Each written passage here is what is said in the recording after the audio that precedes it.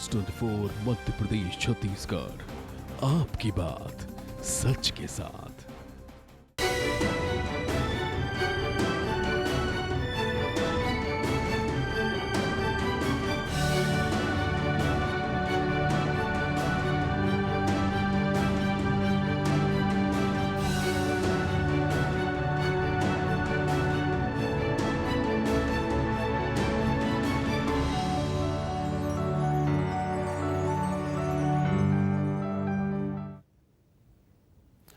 नमस्कार, स्वागत है आपका। मैं हूं आपके साथ Abhitosh Singh. Prestige institute of management and research एक ऐसा संस्थान जिसने पिछले 25 सालों से मैनेजमेंट एजुकेशन के क्षेत्र में एक अहम भूमिका निभाई है और निभा रहा है, जो युवाओं को सिर्फ क्वालिटी एजुकेशन ही नहीं देता बल्कि उन्हें मैनेजमेंट कोर्सेज के जरिए बेहतर रोजगार के साधन भी मुहैया करवाता है। तो आज हमारे साथ संस्थान के चेयरमैन डिपिन जैन मौजूद हैं, जिनसे आज हम मैनेजमेंट एजुकेशन के क्षेत्र से जुड़े तमाम मुद्दों पर बातचीत करेंगे, साथ ही संस्थान की उपलब्धियों पर भी विस्तार से चर्चा करेंगे। सर, बहुत बहुत स्वागत है आपका इस खास कार्यक्रम में। सर, सबसे पहले मैं ये समझना चाहूंगा कि Prestige institute of management and research पिछले 25 सालों से महाविद्यालय शिक्षा के क्षेत्र में अभूतपूर्व योगदान के लिए जाना जाता है, ये बात किसी छिपी नहीं। तो आपसे ये जानना चाहता हूं कि किन उद्देश्यों को लेकर यह संस्थान आगे बढ़ रहा है। नमस्कार। प्रेस्टीज एजुकेशन के फाउंडर चेयरमैन पद्मश्री नेमनाथ जैन ने इंडिया के पार्टीशन के समय जो जीवन में संघर्ष से सफलता पाई है, उसका श्रेय शिक्षा को ही देते हैं। इसलिए शिक्षा को ही देश सेवा का माध्यम बनाया है। भारत के भविष्य, देश के युवा छात्र छात्राओं को उच्च शिक्षा के बेहतर अवसर प्राप्त हो और साथ ही साथ उन्हें अच्छे रोजगार भी मिल सकें, इस उद्देश्य को लेकर गत 25 वर्षों से संस्थान आगे बढ़ रहा है। बिल्कुल सर, कंपटीशन का दौर है, प्रतिस्पर्धा का दौर है, और इस युग में जिस तरह से शिक्षा के क्षेत्र में परिवर्तन देखने को मिल रहा है, तो प्रेस्टीज इस परिवर्तन के साथ कैसे सामंजस्य बिठाने में सफल हो रहा है अभी तक, ये आपसे समझना चाहूंगा। प्रेस्टीज सदैव ही शिक्षा के क्षेत्र में आए परिवर्तनों को पॉजिटिवली लेता आया है जी। कोरोना जैसे टाइम में प्रेस्टीज ने सफलतापूर्वक ऑनलाइन माध्यम को अपनाकर अपने छात्र छात्राओं को एजुकेशन में किसी प्रकार का कोई व्यवधान नहीं आने दिया। साथ ही प्रेस्टीज में पढ़ने वाले छात्र छात्राओं को पढ़ने के लिए उपलब्ध ई लाइब्रेरी, रिसोर्सेज एवं आधुनिक क्लासरूम को देखकर यह एस्टीमेट आसानी से लगाया जा सकता है। इसी तरह हमारी नई पहल प्रेस्टीज यूनिवर्सिटी है जी। यहाँ नए 21st सेंचुरी के कोर्सेज चलाए जाएंगे। यह यूनिवर्सिटी के करीब 35 एकड़ क्षेत्र पर इंदौर में आ रही है, जो कि हायर एजुकेशन के ग्लोबल स्टैंडर्ड को अचीव करेगी।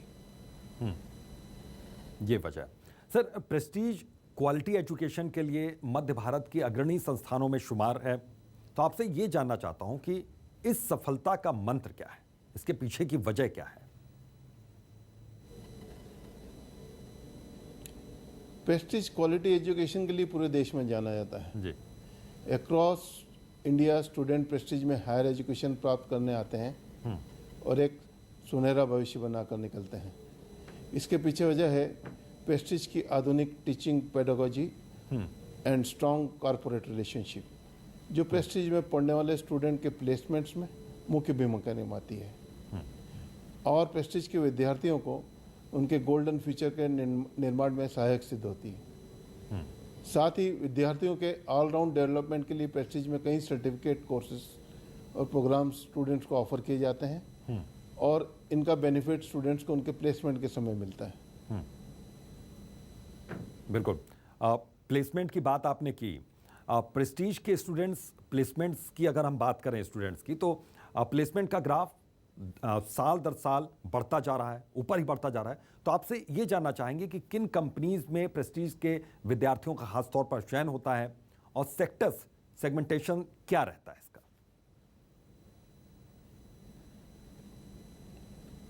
प्रेस्टीज के स्टूडेंट के प्लेसमेंट का ग्राफ हर साल ऊपर ही बढ़ता जा रहा है। आज प्रेस्टीज से पढ़कर निकले स्टूडेंट्स ने केवल देश में बल्कि देश के बाहर भी अलग अलग क्षेत्रों में भारत का नाम रोशन कर रहे हैं। इस साल कुल 110 कंपनीज हमारे यहाँ प्लेसमेंट के लिए आ चुकी हैं। 500 से ज़्यादा छात्राओं को प्लेसमेंट हो चुका है। MBA के कई छात्रों के पास एक से ज़्यादा कंपनीज के ऑफर हैं। कुछ प्रमुख कंपनीज हैं Infosys, TCS, Wipro, HDFC, ICICI bank, ICICI Dulux, JK tyres, कोरोलॉन, S&P global, Deloitte, PwC, Reliance, Tata group इत्यादि। और सेगमेंट वाइज अपन बात करें जी, तो इसमें लगभग एजुकेशन सर्विसेज में लगभग 19% स्टूडेंट्स जाते हैं और IT इनेबल्ड सर्विस में लगभग 24%, मैन्युफैक्चरिंग में 22% है, बैंकिंग, फाइनेंस और इंश्योरेंस में लगभग 19% है और अन्य संस्थाओं में लगभग 16% का प्लेसमेंट होता है। बिल्कुल सर, एक चीज़ और मैं आपसे समझना चाहूँगा यहाँ पर कि किसी भी शैक्षणिक संस्थान की रीढ़ वहाँ के टीचर्स होते हैं, शिक्षकगण होते हैं, तो आपसे ये जानना चाहता हूँ कि प्रेस्टीज के शिक्षकों का योगदान कैसा रहता है अपने स्टूडेंट्स को आगे बढ़ाने के लिए। हमारे देश में शिक्षा को हमेशा से ही प्राथमिकता दी गई है। भारत की गुरु शिष्य परंपरा अत्यंत प्राचीन है। प्रेस्टीज के शिक्षकों की बात की जाए तो सभी शिक्षक अत्यंत अनुभवी हैं। फैकल्टी डेवलपमेंट प्रोग्राम और रिसर्च के माध्यम से फैकल्टी स्वयं को अपग्रेड करती रहती है। प्रेस्टीज में शिक्षकों के माध्यम से मिलने वाला एनवायरनमेंट ही विद्यार्थियों में ऊर्जा फूंकने का काम करता है और वे नित नए सफलता के सोपान पार करते जा रहे हैं।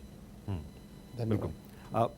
सर, इस वक्त बहुत ज़्यादा कंपटीशन का दौर है और ऐसे में इस कंपटीशन के इस दौर में मैं ये समझना चाहूँगा कि किन कोर्सेज का बहुत ज़्यादा बोलबाला है प्रेस्टीज में और किन कोर्सेज में एडमिशन लेना चाहिए, अगर कोई निजी तौर पर अगर आप सलाह देना चाहें।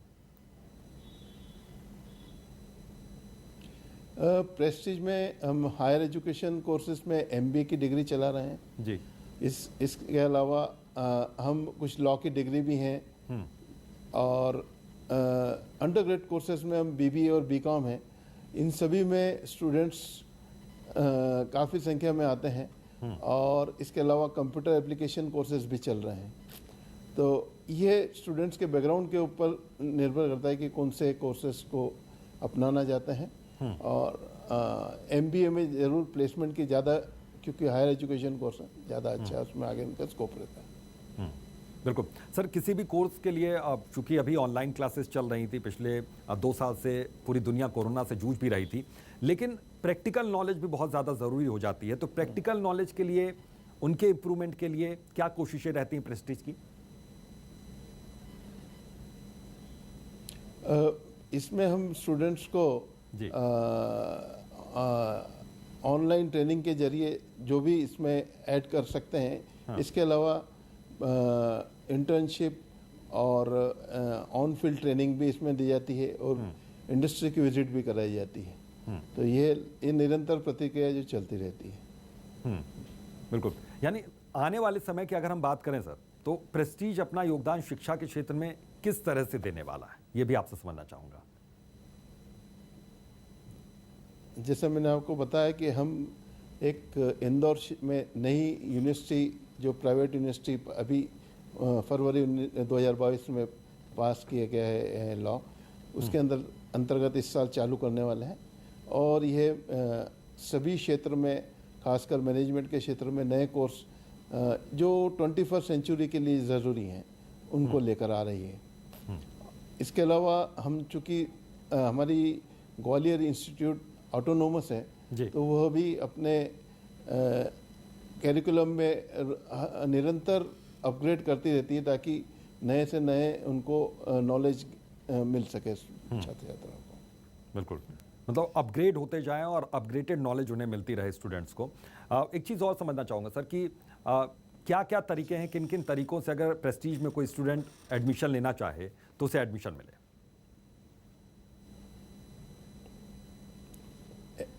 MBA का एडमिशन DT के थ्रू ही होता है, व्यापम के थ्रू।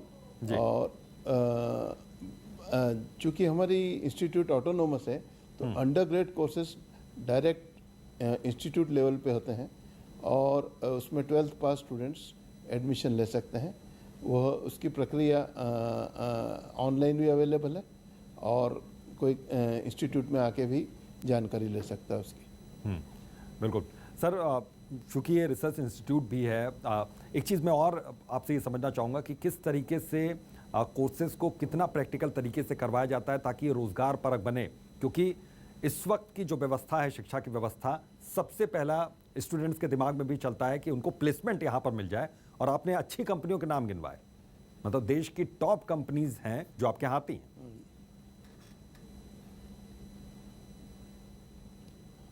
तो इसमें हम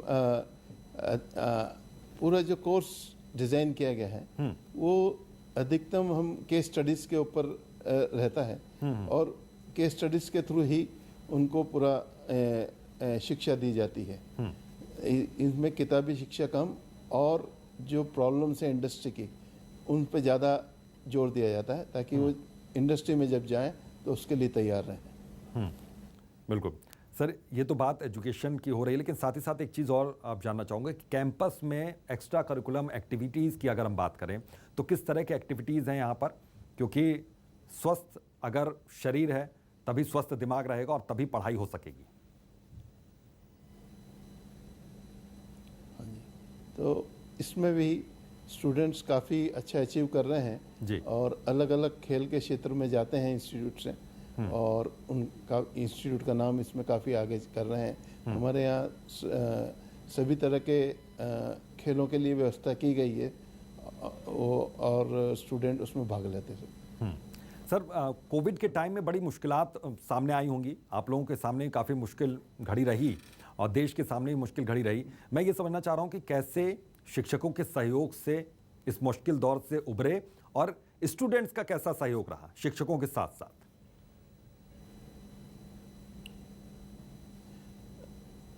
ये एक बहुत मुश्किल घड़ी थी पूरे देश के लिए जी।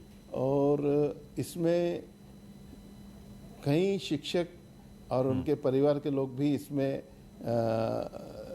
चपेट में आए इसके, पर उन्होंने शिक्षा की गतिविधि रोकी नहीं। हमने जब भारत बंद हुआ उसके कुछ ही दिनों के अंदर हमने ये ऑनलाइन क्लासेस का सिस्टम चालू किया और आज की तारीख में हम लाख लेक्चर से ज़्यादा ऑनलाइन कर चुके हैं। अब चूँकि इंस्टीट्यूट ऑफलाइन चालू होगी और कैंपस में स्टूडेंट्स आने लगे हैं तो व्यवस्था बहुत ज़्यादा सुचारू हो गई। स्टूडेंट्स ने भी इसमें भरपूर लाभ लिया और उन्होंने विभिन्न कोर्स भी किए जो कि नॉर्मल स्टैंडर्ड कोर्स हैं, उसके अलावा उन्होंने अन्य कोर्स के सर्टिफिकेट कोर्स भी इन्होंने किए और उसका उनको बहुत फ़ायदा मिला प्लेसमेंट। बिल्कुल, इसका फ़ायदा बहुत मिला। सर, पिछले 25 साल से इसकी शुरुआत हुई, उस वक्त जब नींव रखी गई थी तो क्या जहन में चल रहा था, क्योंकि अब कंपटीशन बढ़ता जा रहा है और कैंपस आपके भी बढ़ते जा रहे हैं इसी के साथ साथ, तो आगे सर योजना क्या है? मध्य प्रदेश से बाहर भी जाएंगे?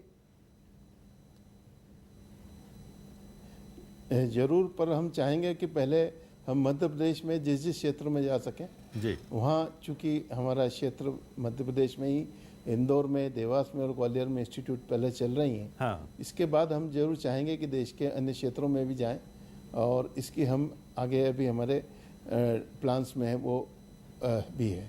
जी सर, चैलेंजेस की अगर हम बात करें तो इन 25 साल में क्या तब्दीलियां आपने देखी? चैलेंजेस कैसे बदलते गए, उसका स्वरूप कैसे बदलता गया? काफ़ी इसमें बदलाव आया है।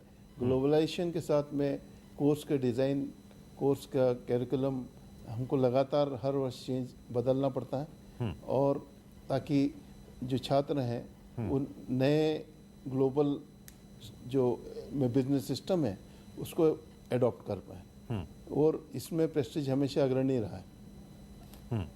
बिल्कुल सर, चूंकि आपकी संस्था सालों से चली आ रही है, लेकिन दूसरी और भी संस्थाएं, छोटी छोटी संस्थाएं भी कई जगहों पर खुली, देश भर में खुली, मध्य प्रदेश में भी खुली, उससे किस तरीके से आप कंपटीशन के तौर पर देख रहे हैं? उनसे कितनी ज़्यादा कंपटीशन मिल पा रहा है आपको?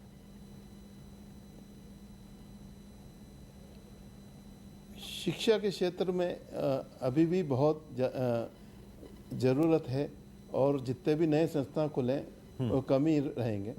प्रेस्टीज कभी भी शिक्षा को एक व्यवसाय की तरह नहीं लेता, ये हमेशा इसको एक देश सेवा मानव सेवा के हिसाब से लेता है जी। और ये पूरी तरह से ऑटोनोमस चलते हैं। इसमें हमारी फाउंडेशन सिर्फ व्यवस्थाओं को देखती है और एकेडमिक में हम इंटरफेयर नहीं करते, इसलिए ये टोटली ऑटोनोमस चलती है। बिल्कुल। सर, क्वालिटी एजुकेशन की यहाँ पर बात हो रही है। चूंकि रोजगार के अवसर तो बहुत मिल रहे हैं यहाँ पर, लेकिन एक चीज़ और मैं समझना चाहूँगा कि शिक्षकों की ट्रेनिंग किस तरीके से हुई है कि एक समाज में एक स्थान यहाँ पर स्टूडेंट्स को मिले, इसको लेकर कैसे ट्रेंड किया जा रहा है, न सिर्फ प्लेसमेंट के जरिए बल्कि एक बेहतर इंसान बनाने के लिए, क्योंकि आपने कहा कि शिक्षा एक सेवा भाव है आपके लिए।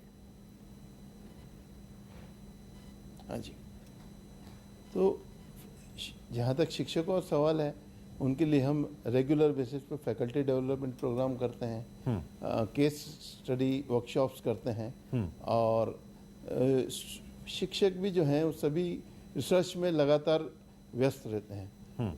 शिक्षा के साथ साथ वो अपनी खुद की रिसर्च वर्क में व्यस्त रहते हैं और ताकि वो अपने स्टूडेंट्स को ज़्यादा से ज़्यादा नया ज्ञान दे सकें।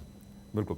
सर, शिक्षकों में और स्टूडेंट्स में कैसा तालमेल है और उस तालमेल को बेहतर करने के लिए क्या ट्रेनिंग प्रोग्राम चलते हैं वहाँ पे? इसमें लगातार कुछ न कुछ एक्स्ट्रा इवेंट्स चलते रहते हैं जिसमें शिक्षक स्टूडेंट्स सब साथ में सहयोग से अब ये प्रोग्राम चलाते हैं और उनको इससे नया नया सीखने को मिलता है। और कुछ प्रोग्राम ऐसे भी रहते हैं जो स्टूडेंट्स ही मैनेज करते हैं, इससे उनको भी इवेंट्स कैसे ऑर्गेनाइज करना है इसका भी नॉलेज मिलता है। बिल्कुल। सर, अगर मैनेजमेंट के लिए स्टूडेंट्स शुरुआत से ही सोचने लगे तो किस क्लास में पहुंचे कि वो सोचना शुरू कर दे कि उसको कौन से कोर्सेज में जाना है, क्योंकि युवाओं के दिमाग को पढ़ना बड़ा मुश्किल होता है। तो आपकी गाइडेंस क्या रहेगी, आपकी सलाह क्या रहेगी स्टूडेंट्स के लिए? अब हाँ, हिंदुस्तान की शिक्षा पद्धति में अपना 10th क्लास के बाद से यह डिसाइड किया जाता है कि उसको किस क्षेत्र में आगे बढ़ना है। अगर उसको कॉमर्स लेना है तो वो 10th के बाद ही ले पाएगा, अगर उसको इंजीनियरिंग या मेडिकल में जाना है तो वो भी 10th के बाद ही सिलेक्ट कर पाता है। तो अधिकतर स्टूडेंट जो 10th के बाद कॉमर्स लेते हैं वो मैनेजमेंट कोर्स में आगे बढ़ते हैं, और कुछ जो इंजीनियरिंग क्षेत्र में जाते हैं वो अपने इंजीनियरिंग कोर्स के बाद हायर एजुकेशन के लिए मैनेजमेंट कोर्स में आते हैं। बिल्कुल। सर, कई कोर्सेज कराते हैं, चूंकि मैनेजमेंट की भी पढ़ाई होती है आपके यहाँ, इसके अलावा लॉ की भी पढ़ाई होती है, तो कैसे फैकल्टी वाइज कैसे इसको बांटा गया है, इसको बिल्डिंग वाइज कैसे बांटा गया है, ये थोड़ा सा समझना चाहूँगा, और स्टूडेंट्स जो सुन रहे होंगे हमें वो भी इस बात को समझना चाहेंगे। तो हमारे कैंपस में 3 बिल्डिंग है जी, और उसमें एक लॉ की बिल्डिंग है, एक हायर एजुकेशन जो पोस्ट ग्रेजुएशन कोर्सेज हैं उनके लिए है, और तीसरी बिल्डिंग जो है अंडर ग्रेजुएशन कोर्सेज हैं जैसे BBA है, BCA है, BCom है, उनके लिए है। और ये स्टूडेंट्स जब वहाँ आते हैं तो उनको ये जिस क्षेत्र में वो स्टडी करते हैं उस बिल्डिंग में उनको भेजा जाता है। बिल्कुल। सर, कोई भी स्टूडेंट अगर कहीं एडमिशन लेता है तो पढ़ाई की क्वालिटी के साथ साथ थोड़ा सुरक्षा के लिहाज से भी थोड़ा सा चिंतित रहते हैं उनके पेरेंट्स, उनके लिए क्या आप मैसेज देना चाहते हैं? प्रेस्टीज इंस्टीट्यूट जो है ग्वालियर में वो बिल्कुल सुरक्षित स्थान शहर के बीचों बीच में है, और हमारा कैंपस पूरा चारों तरफ से कवर्ड है, तो बाहर के लोग हम ऐसा अंदर आ नहीं सकता, तो उस हिसाब से पूरा सुरक्षित इंस्टीट्यूट है हमारा, उसमें कोई डर की बात नहीं है। बिल्कुल पूरी तरीके से सुरक्षित है, क्योंकि शिक्षा का स्तर बहुत अच्छा है, क्वालिटी एजुकेशन यहाँ पर मिलता है। इसके अलावा एक चीज़ मैं और यहाँ पर समझना चाहूँगा कि एडमिशन के लिए जो प्रोसेस है वो आपने उसका जिक्र किया कि एडमिशन का प्रोसेस क्या है यहाँ पर, लेकिन अगर कैंपस में कोई नया स्टूडेंट्स पहुँच रहा है, कैंपस के ज़रिए अगर वो जानना चाहता है कि क्या फैसिलिटीज़ हैं, तो उसके लिए क्या व्यवस्था यहाँ पर की गई हैं? कॉलेज में पहुँचे वहाँ पर बच्चे और उनको जानकारी क्या पूरी मिलेगी आराम से, आसानी से? हाँ, हम बिल्कुल फ्रंट ऑफिस पे जब वो पहुंचता है तो वहाँ उसको काउंसलिंग सेंटर पे हम भेजते हैं, जहाँ उनको सब बताया जाता है कौन कौन से कोर्सेज हैं और क्या क्या फैसिलिटी अवेलेबल है। पूरे इंस्टीट्यूट का भ्रमण कराया जाता है ताकि वो एक अपना मन बना सकें उसको। बिल्कुल सर, देखिए क्वालिटी एजुकेशन आप करवाते हैं, लेकिन शिक्षकों की जो चयन प्रक्रिया होती है उस पर भी विशेष तौर पर आप ध्यान देते होंगे, तो क्या प्रोसेस रहता है शिक्षकों के अपॉइंटमेंट का?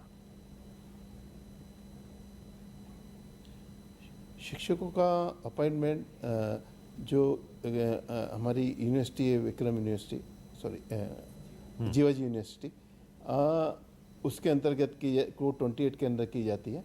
और उसमें जिस फील्ड के शिक्षक की हमें ज़रूरत रहती है उसके एक्सपर्ट रहते हैं, कॉलेज से एक्सपर्ट रहते हैं हमारे कॉलेज से, और यूनिवर्सिटी से भी एक्सपर्ट रहते हैं। उनके रिकमेंडेशन के बाद ही हम नए शिक्षकों की भर्ती करते हैं। जी सर, बहुत बहुत शुक्रिया न्यूज़ 24 मध्य प्रदेश छत्तीसगढ़ को अपना कीमती वक्त देने के लिए, और उम्मीद करते हैं कि स्टूडेंट्स को काफ़ी कुछ यहाँ पर जानकारी मिली है, जिन जानकारियों का अभाव इस वक्त उनके सामने था। सर बहुत बहुत शुक्रिया। तो फिलहाल इस खास कार्यक्रम में अभी के लिए बस इतना ही। देखते रहिए न्यूज़ 24 मध्य प्रदेश छत्तीसगढ़।